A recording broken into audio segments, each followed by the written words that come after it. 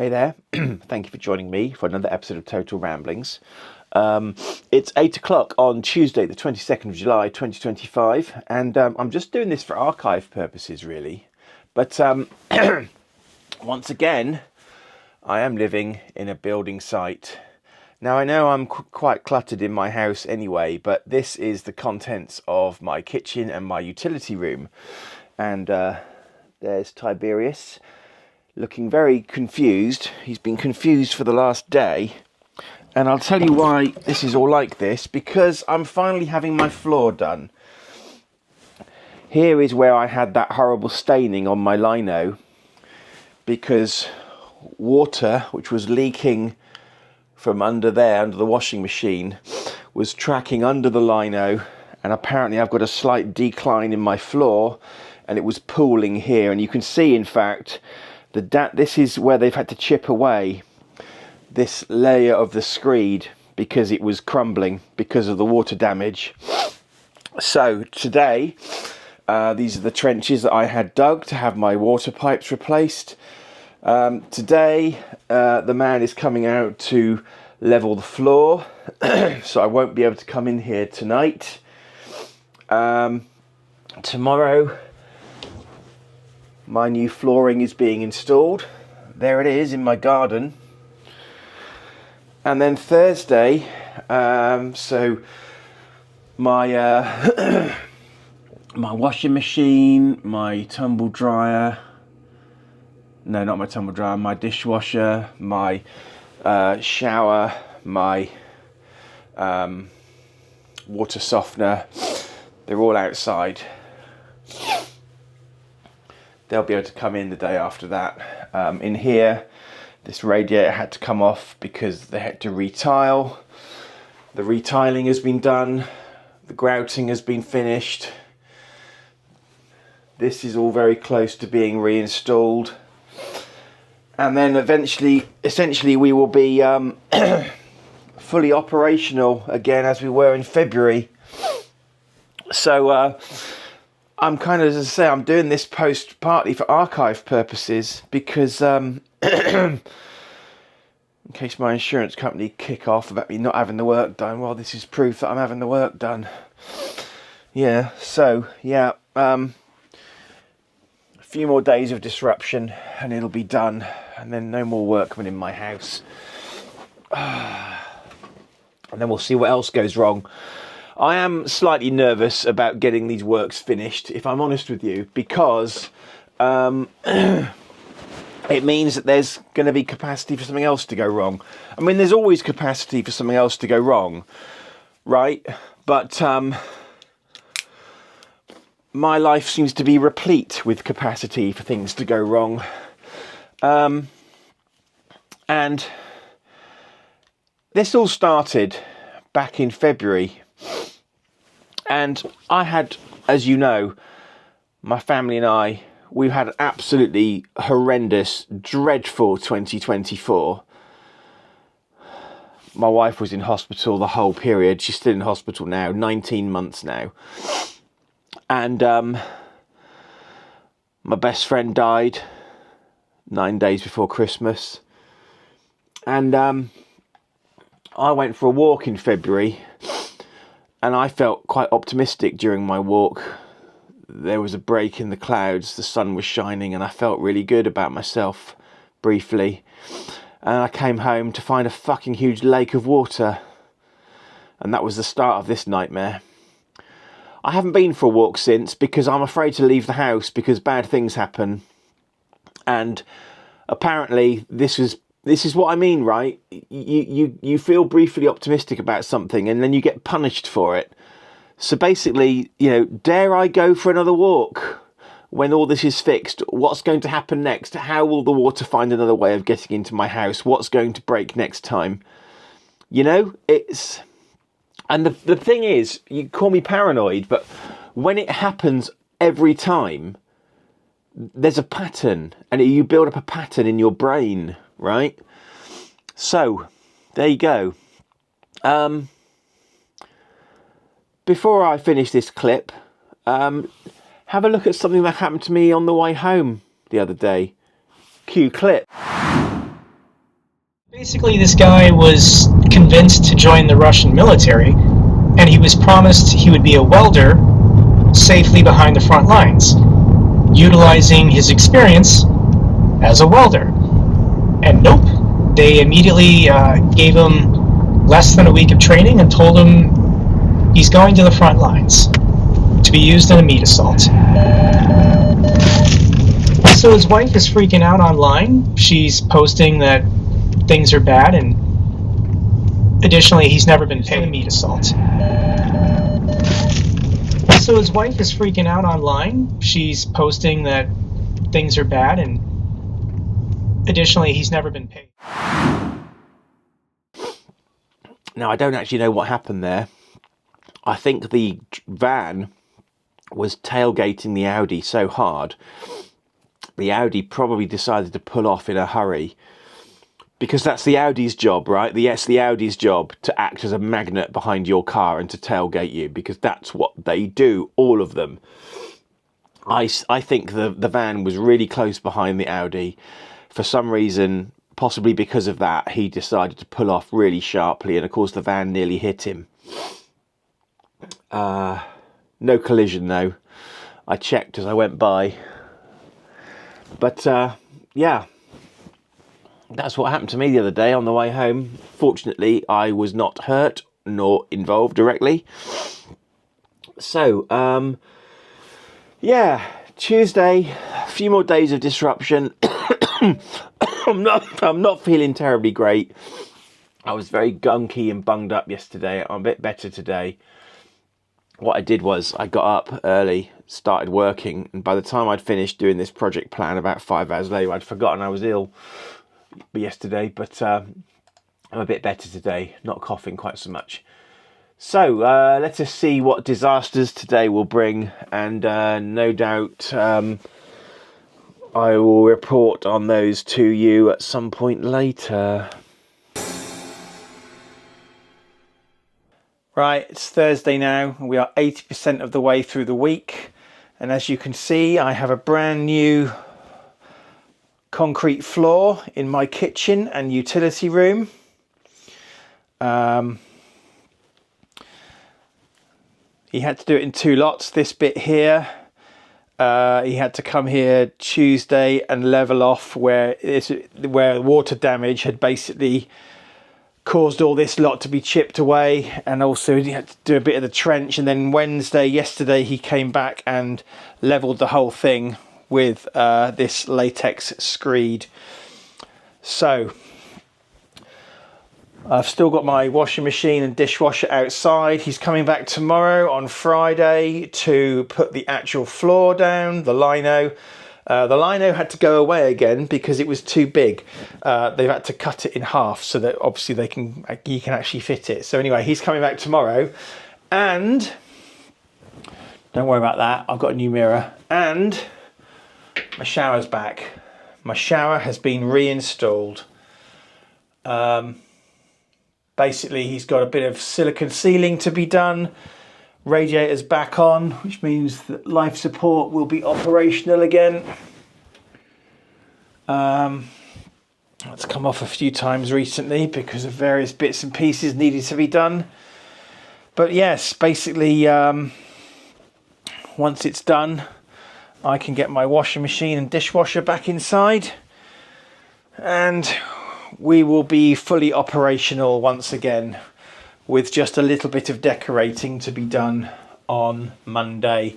Bit of paint work, the blue paint out here where the walls got scored to help release the damp. That'll be painted. New skirting board, which was that's here. New skirting board. So we're very close now. We are 80% of the way there, as I've said. I have tidied up a lot of the stuff in here. Well, I say tidied up, I mean I've consolidated it into one big mess rather than the whole place being a mess. So yeah, as usual, I hate having people in the house doing work. It's a trial, but it's got to be done. And then we can just focus on getting Liz home. Right, it's 4:45 and I've just finished work. I am visiting Liz in the hospital, as is normal for a Thursday, but I am going to Southampton. And you might wonder, why are you going to Southampton if you're visiting Liz? That's because Liz is in Southampton. She's been transferred there today. Apparently we think it might just be for a few days, to assess her for non-invasive ventilation during sleep. Not quite sure what that means. I know it's to help her sleep, and I know what a ventilator is. Does it mean she has to sleep with a mask on? I don't know. I mean, when she was first in hospital and very, very ill, she used to pull the mask off in her delirium. So she doesn't like the mask. She doesn't like. So I don't know. So that's where I am, and I've just pulled out onto the motorway, and I'm immediately in a traffic jam. Immediately, and I'm looking at my map. Okay, it doesn't go on for too long, the red bit, but yeah, we'll see. So yes, trip to Southampton today. Different trip to the normal trip. So yeah, there we go.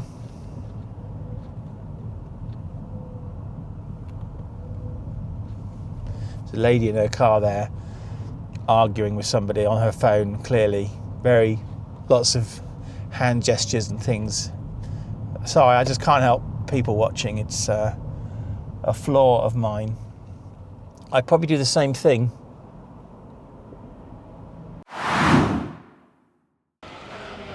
Right, here we are. Yet another hospital. Seem to spend my life around hospitals at the moment. Right, we want ward D6, wherever the hell that is.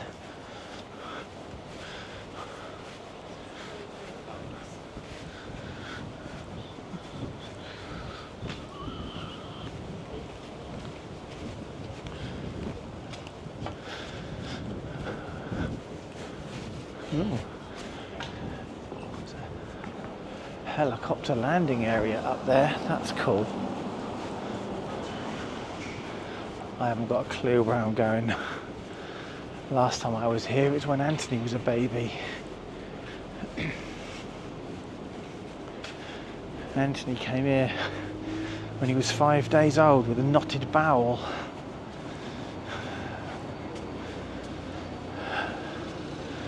Right, main entrance is there.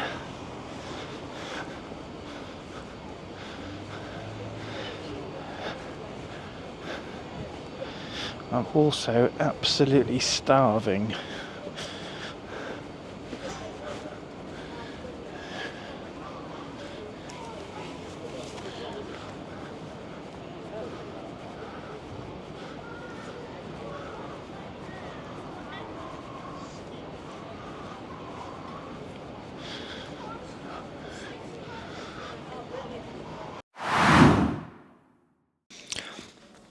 Well, we are in Ward D6, Side Room 1, the high dependency unit. It's a very nice room, and Liz is eating caramel ice cream. Tell us about your caramel ice cream. It's cold. Thank you. Breaking news there, everybody. The ice cream is cold. We don't know how long Liz is going to be here for, but apparently it's for a non-invasive ventilator to help her sleep or get her sat up or something. I don't really know. So there's the view out the window. Over there's the door I came in.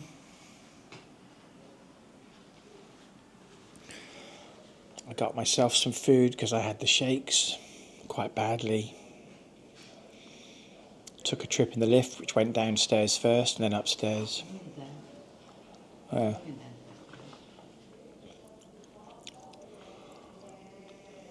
there you go. That's a new hospital for this vlog. We've done Basingstoke, Portsmouth, Holy Cross, and now Southampton. And we will at some point, yes, when my mum was there, and we will at some point, no doubt, visit more hospitals in the future in this. Say that again? I've done Royal Surrey. Yes, but I wasn't there because I had COVID. So at some point, no doubt, we will visit more hospitals in this increasingly medical-themed vlog.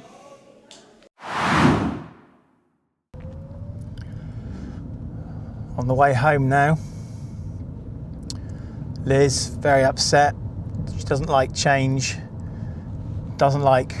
I mean, where she is, it's lovely, right? She's got a lovely nurse till they change the shift, but she's got a lovely room, lovely environment, lovely modern hospital, much more up to date than Basingstoke Hospital. Really, you know, Basingstoke Hospital needs a makeover, basically.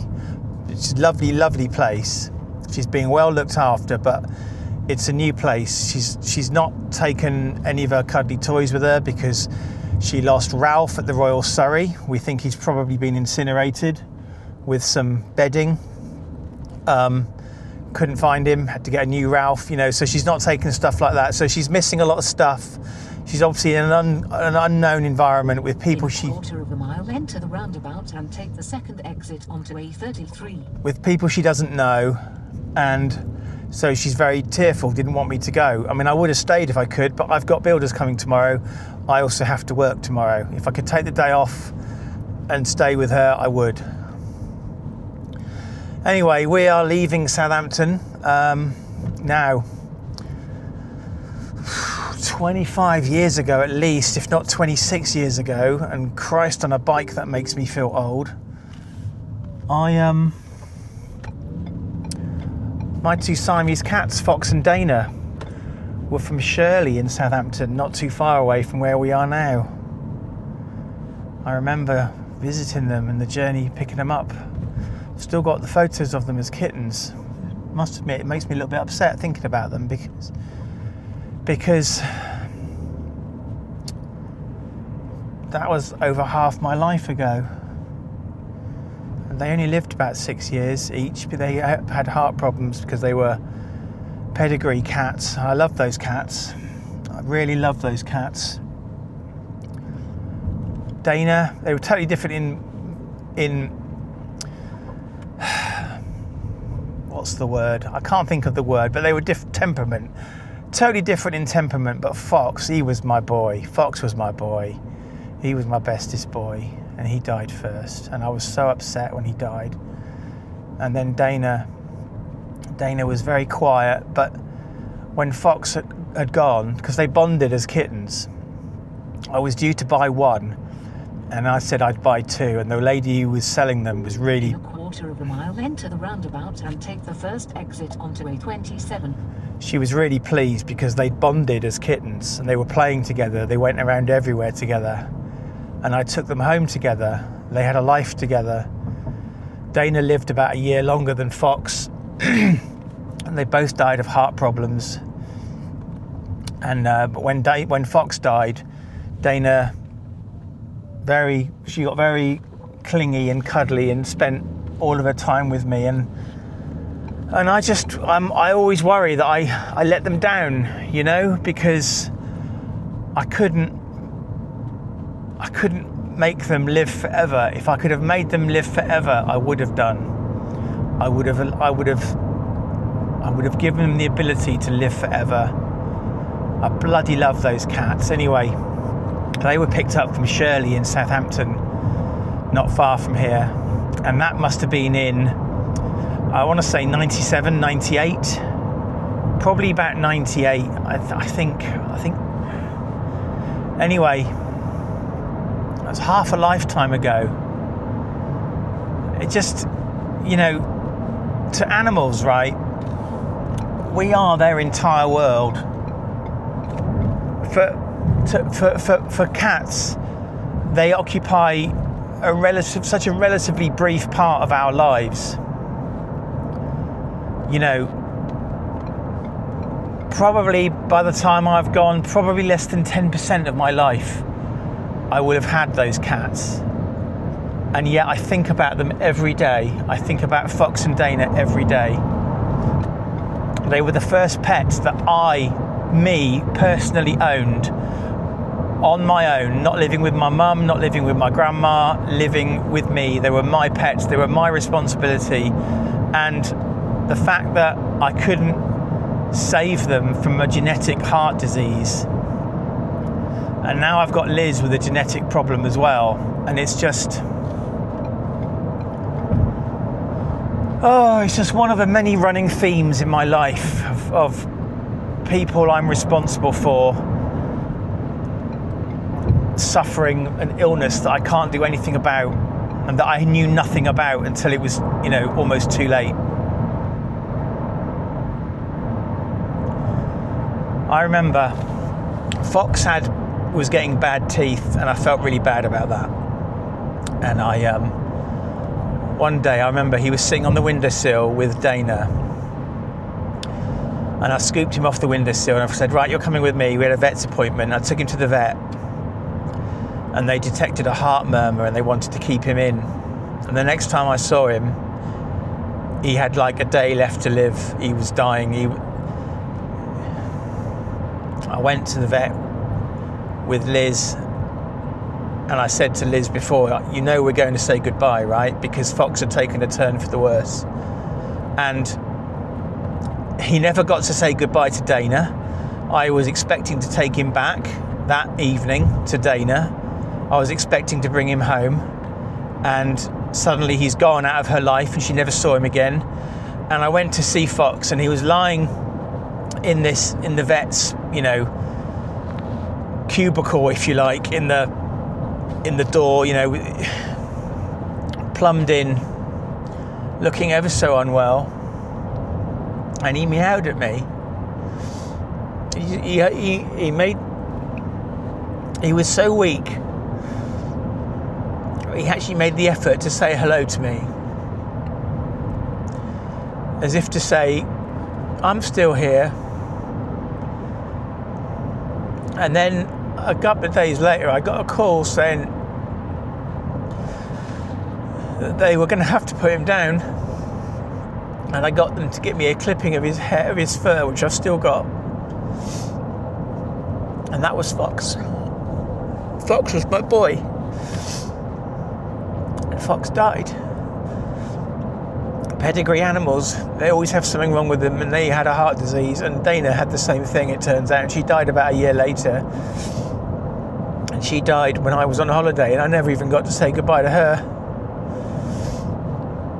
So Southampton's a dodgy place for me to visit, because also, as I said earlier, when Anthony was 5 days old, he had a knotted bowel. He wasn't eating properly.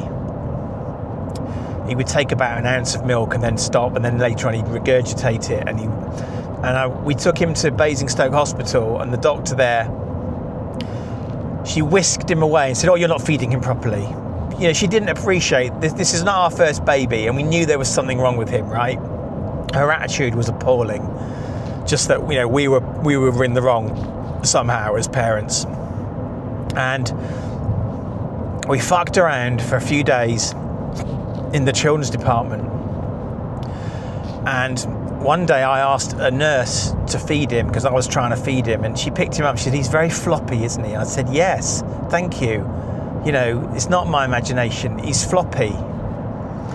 And they gave him a barium scan, took him down for an X-ray, and within 30 minutes he was being blue lighted down this motorway to Southampton Hospital, and I had to chase the ambulance in my car because they discovered he had a knotted bowel.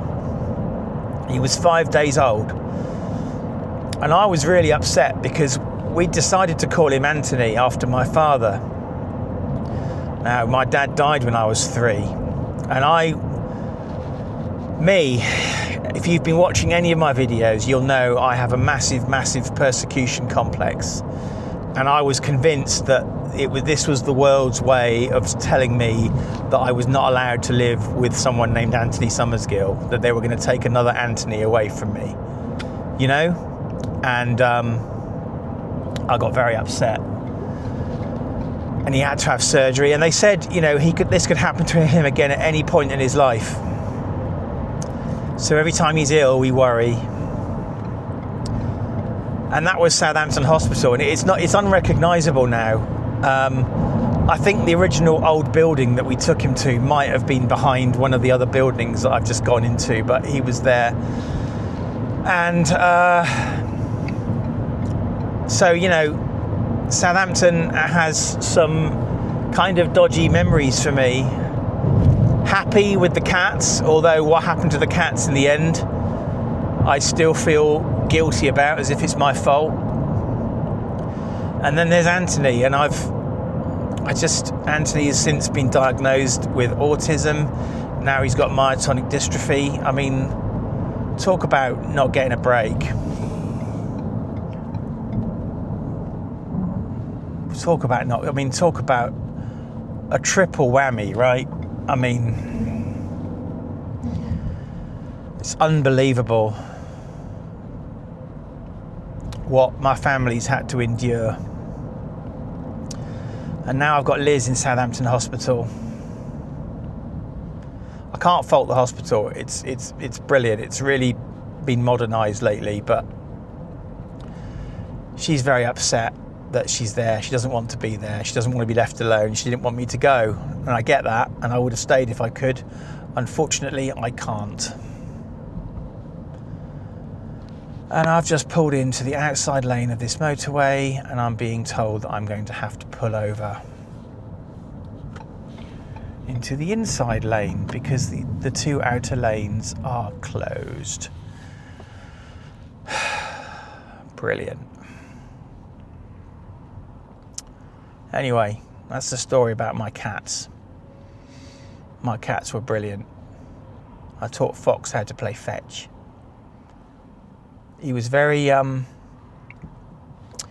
jealous, though. If I was playing with Dana on her own, he would come down and he would want to be in the game as well. And Dana was much like Whisper, actually, very scared of pretty much everything. She went missing twice. One time she got stuck beneath someone's shed for 3 days because she was so scared, and after that she never went out again. Fox used to go out and wander off for hours on end, and I'd have to go looking for him. But yeah. So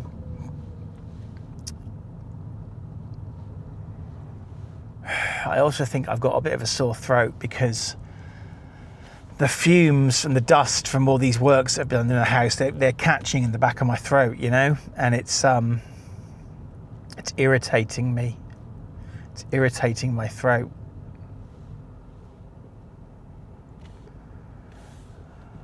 So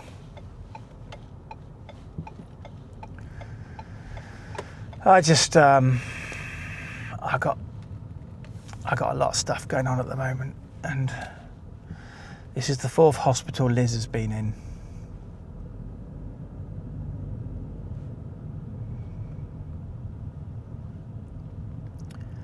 And yet again, I'm having all this work done at home in the hope that she's going to come home. But is she? If she does come home, it's going to be a full-time job for me to look after her. Am I going to be able to cope? The other day, Tuesday last week, I think she said, she had to be suctioned 16 times in one day. That's a full-time job, pretty much, you know, to be on standby because she's choking all the time, you know. And I'm just, I'm struggling a bit at the moment. I keep plugging away, but the slightest little thing sets me off, and I'm trying to kind of hold it together for everybody. It's just kind of, I'm falling into self-pity here, and I'm very sorry about that. Anyway, I'm going to go home Be home in about half an hour because there's fucking roadworks. There's always roadworks on the M3 at some point. I'm going to go home, make sure the shit in my garden hasn't been stolen. Tonight, unless something goes horribly wrong, tonight should be the last night that I've got fucking half my kitchen sitting in my garden and my utility room contents sitting in my lounge. I cannot wait for the man to finish the floor, and then the shower can be finished. I can put everything back. I can have all the machinery operational again, and I can lock the back gate so the garden is again secure. And when the decorator comes Monday, he's just going to have to come through the front door.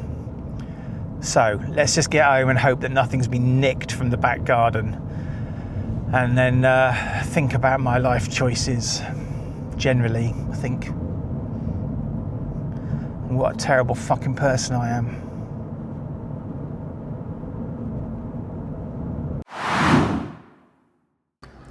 Wow, this is fun. Basically, the entire motorway is closed because of some roadworks.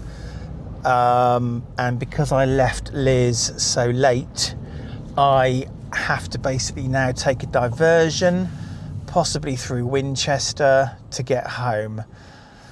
I mean, it's not the end of the world, but it's probably going to add some time to my journey home. It's all a bit of a pain in the arse, really. I mean, in theory, right, getting to Liz in Southampton Hospital is a 5 mile shorter journey than it is going to Hazelmere. And it's just down the motorway, right? And it should be a quick zap back. But no, because there are some absolutely enormous earthworks going on here on either side of the motorway. And apparently something happening with the motorway as well. I don't know. So I don't know if this is meant to be like a road going off upright. It looks like it might be building a new junction or something. I'm not sure.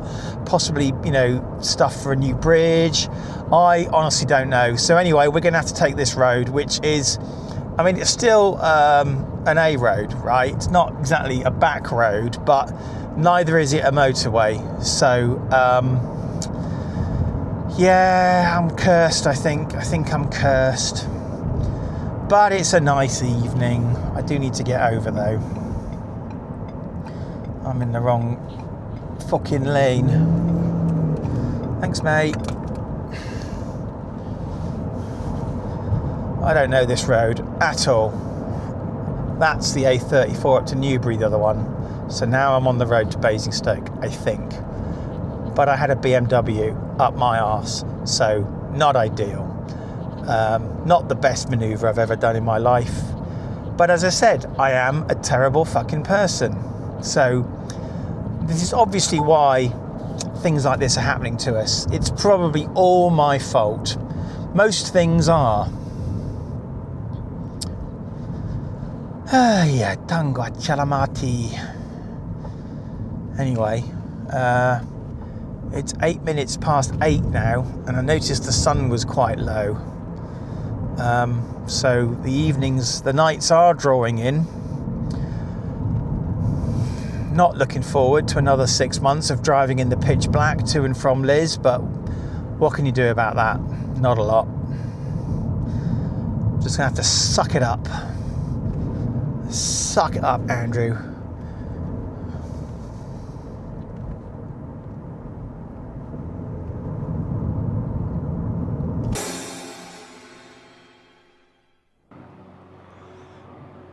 Hello, Wispy.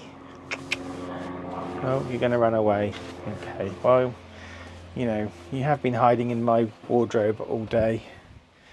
Unlike Ty, who is interested in everything that goes on.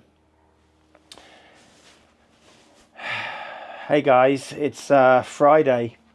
It's 5:15. I've just finished work and bloody made it through the week. My living room is just full of the everyday clutter of my life. The Playmobil Starship Enterprise, phaser rifle, monkey, Liz's medical stuff, a collection of jelly cats, my sort of secondary sort of desk for when I'm chilling and watching TV. But all the stuff from the utility room and everything has gone.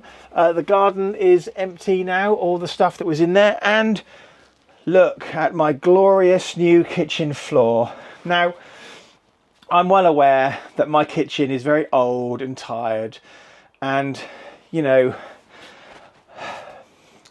I had to divert priorities to the bathrooms when Liz got ill. Otherwise, probably we would have had this kitchen done by now. But the point is that I no longer have a bloody huge trench in my floor that stretches across the whole room. I no longer have horrible staining on my lino from water sitting underneath. I no longer have craters and chipped out bits of floor that were basically, frankly, a potentially fatal tripping hazard. I've got a brand new kitchen floor. The holes have been filled in, the pipes have been replaced, the trenches have been filled in, new latex floor, new floor covering. And there's Whisper looking very happy. And of course it continues out here. Now, Monday or sometime next week, I will have a decorator coming in due to get rid of or to paint some of this stuff, repaint it. Basically, they scored these marks in the plasterboard to help with the drying process when I had all the drying equipment here. But everything that was in my lounge and in my garden is now back in my utility room where it should be, including the smelly cat litter. I have 3 cat litters, by the way. Apparently you should have one more cat litter tray than you have cats, and I have 2 cats, so I have 3 cat litters, and they go on a rotation, you see, because yeah. So my water softener's back, my washing machine's back, my dishwasher's back, and finally, once again, a year after it was first built, we are back to being a 2-shower household. So this is my bathroom again, my downstairs bathroom. This is the shower room that I had built for Liz a year ago. There's me, hello me, reflected in there. And the leak was right under here in the original, well, in the pipework from my extension. And this was all brand new, and it all had to be ripped out, and it's all back in again now. Any pipes underneath here are now massively lagged. So they're new pipes, they're massively lagged, and they're in one continuous run. So basically they can't leak again. Any central heating pipes that were under here are now decommissioned. The central heating pipes, while it doesn't look very pretty, now basically run through the garage and are outside. Hello, there's me again. Oh, yes, and also my new mirror. Look, I've got a new mirror. It's not cracked. The old one was cracked because of some fuck up. I can't remember now what happened exactly, but basically this room was going to shit, even though it was a brand new room, and it's now back. Everything has been reinstalled, the grab rails for Liz, the shower, of course. Now the shower is set for my height on the basis that Liz won't be showering on her own and she'll have somebody showering her. So really she doesn't have to worry about standing underneath that. Of course we have the seat, that's back. Yeah, it's all back basically as it was before we had the leak. Can't use the shower till tomorrow until the silicone or mastic or whatever is clear, is dry, sorry. So, sorry about the drifty camera there. So we have finally made it through the week. We are 100% of the way through the week. And you can see here, this is the original pipework for this radiator was underground. That pipe has now been decommissioned and capped off, so if it leaks, well, it can't leak because there's no water in it. And even if it does, I mean, it's not going to. There's no pressure. And the pipes now.